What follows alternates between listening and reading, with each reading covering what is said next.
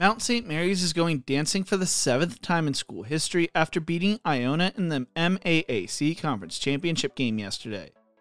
The Mountaineers would go on a magical run coming into the tournament as a 6th seed and shocking the 2, 3, and 4 seeds. Can they continue that magic into March Madness? Let's talk about that. But before we get into this, if you enjoy college sports content like this, make sure to leave a like and subscribe. Also, let me know how you think your bracket will turn out in the comment section below. Mount St. Mary's began playing basketball in 1908 and would find on and off success throughout the early part of their history. Things would all change in 1954 when they would hire a man by the name of Jim Phelan. Phelan is considered Mount St. Mary's basketball as he would coach the Mountaineers program for 49 years, leading them to the 1962 Division II national title, 5 Final Four appearances, and 14 Division II NCAA tournament appearances.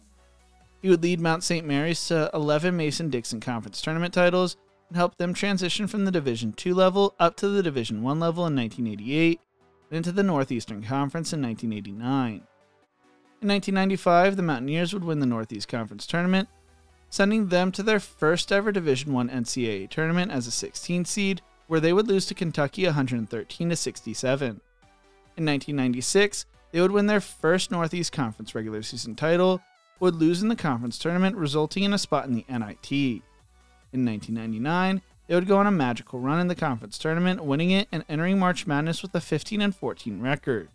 They would once again fall to a number 1 seed, this time Michigan State, and would not return to the tournament under Phelan, who would retire in 2003, putting together an 830-524 record.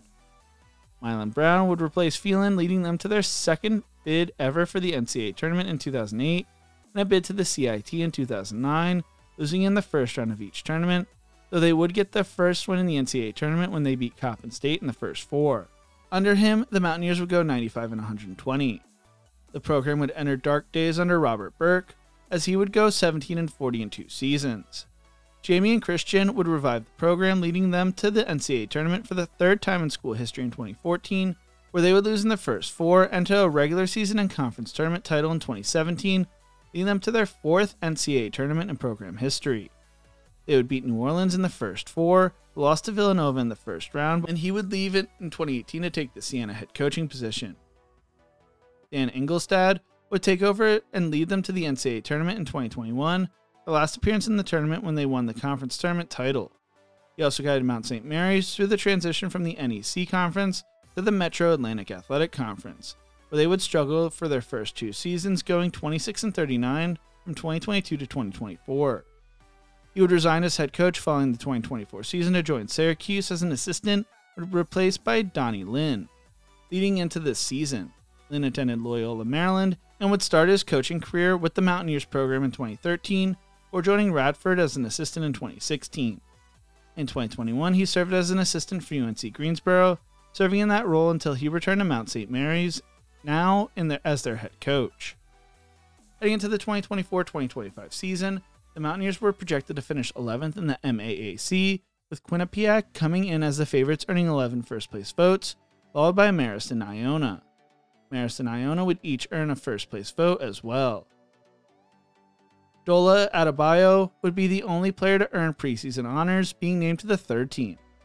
They would open up the season with a 98-62 win over Notre Dame of Maryland before falling to Maryland in College Park 86-52.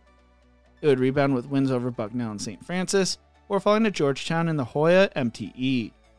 They would then beat Delaware State and Howard before falling to Marist to open up conference play. They then returned to home, beating Fairfield to earn their first conference win of the season before returning to non-conference play, losing to Loyola. They would then beat LIU and Miami in overtime, both on the road, before falling to George Mason to close out non-conference play. They would proceed to go on a 3-game win streak, beating Niagara, Manhattan, and Sacred Heart before losing 4 straight to Rider, Quinnipiac, Siena, and Manhattan. They would win 6 of their next 7 games, beating St. Peter's twice, Niagara, Canisius, and Rider, but falling to Fairfield. They would close out the regular season, winning 2 of their last 3 games, beating Siena and Marist, but losing to Quinnipiac. They would enter the conference tournament as the 6th seed, with Quinnipiac being the favorites to win the conference as the 1 seed. Since 2011, one of the MAAC's top 2 seeds have won the title 6 times, the number 2 having a far higher success rate than the number 1 seed. Iona, though, would win the title in 2021 as a 9 seed, but that was when the conference ranked teams based on their wins rather than their conference record. Quinnipiac was hoping to make March Madness for the first time in school history.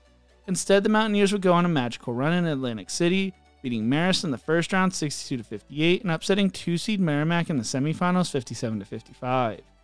Yesterday, they beat 4-seed Iona 63-49 behind Dallas Hobbs' 18 points and 7 assists. Adebayo would be named the tournament MVP and in the championship game would finish with 15 points and 3 rebounds. It will be the 7th time in school history that Mount St. Mary's will be playing in the NCAA tournament and heading into the tournament with a 22-12 record, going 12-8 in conference play. Heading into Selection Sunday, according to Joe Lunardi, the Mountaineers are projected to be a 16 seed playing American in the first 4, with the winner playing Duke. Can they shock the world like conference mate St. Peter's did a few years back? Only time will tell. What do you think? How far does Mount St. Mary's go in the tournament? Let me know in the comment section below. If you enjoyed this video, make sure to check out one of my other videos YouTube thinks you will love right here. Thank you so much for watching, and as always, remember to embrace the grind.